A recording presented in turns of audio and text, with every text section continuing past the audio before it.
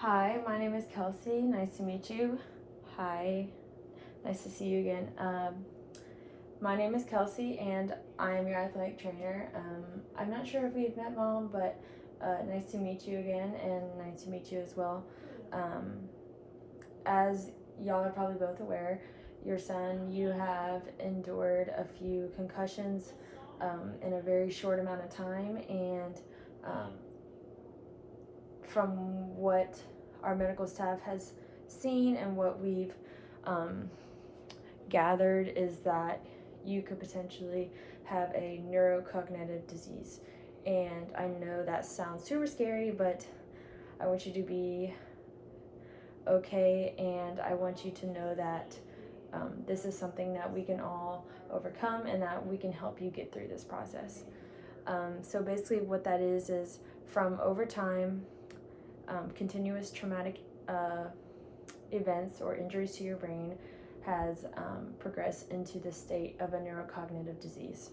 Um, because you played football, obviously, constant banging into things, players, heads, ground, things like that, has caused your brain to endure a lot of this trauma. And in turn, it could affect, if not treated properly, it could affect your memory, your hearing, your language, your ability to perform tasks, all those things that you require to do the rest of your life. So just keep that in mind as I go over these next precautions with you, and just ways that we can monitor this and help you progress through the rehab for this. So in terms of impacting your activity participation, so what does this mean?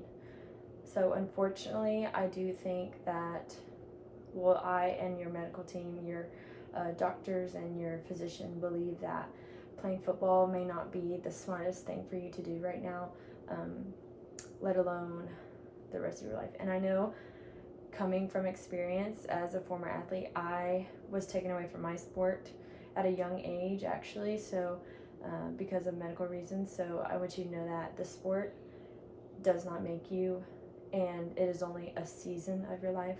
It is not your entire life. So I want you to know that I am an advocate and I am here for you, and I am willing to help you with that mindset as often as you need it.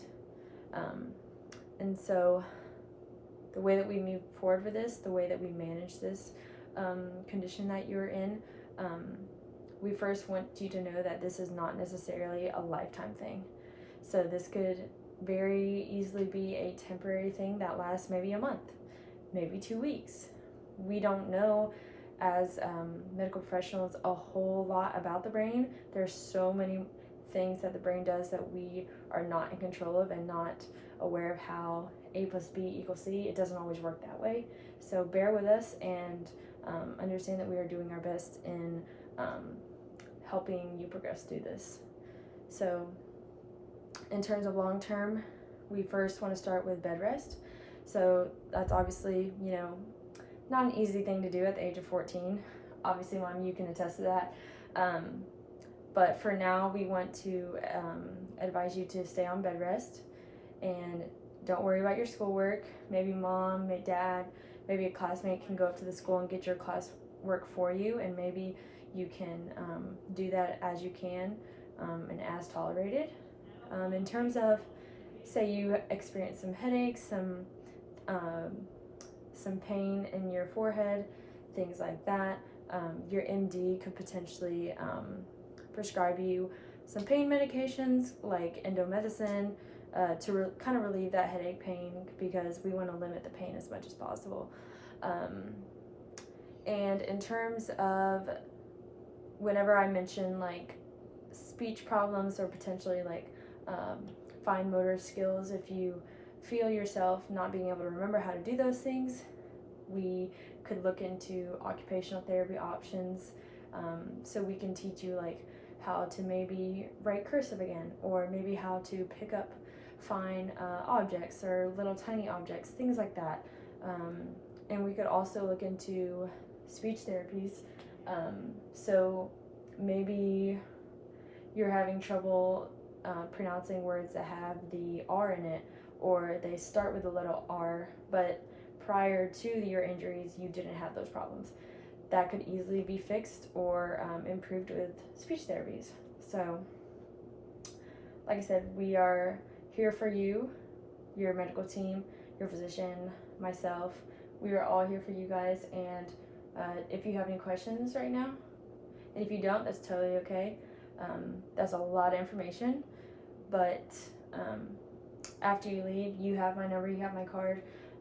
If you get in the car and you have a question, you can call my office. We are here. But yeah, just stay in it. This isn't anything that you can't overcome, and we will do our best to help you get back to your normal, regular life.